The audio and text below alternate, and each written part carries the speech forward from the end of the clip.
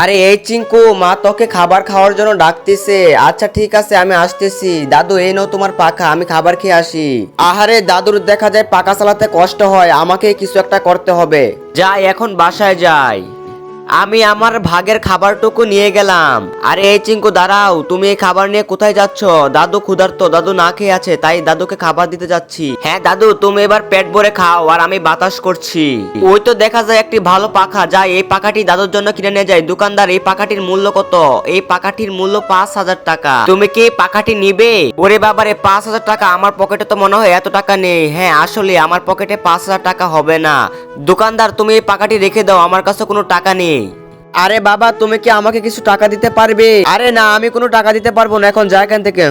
লাগবেও না তোমার টাকা। আরে ভাই, তোমার মন খারাপ কেন? দাদুর জন্য পাখা দেখেছি, কিন্তু আমার কাছে কোনো টাকা নেই, তাই আমার মন খারাপ। আচ্ছা কোনো সমস্যা নেই, আমার কাছে জমানো কিছু টাকা আছে, তুমি এইগুলো নেও আর পাখা কিনে নিয়ে আসো। আচ্ছা তোমাকে অনেক ধন্যবাদ, তাহলে আমি পাখা কিনে নিয়ে আসি। দোকানদার এনেন আপনার 5,000 টাকা আর আমাকে পাখাটি দেন।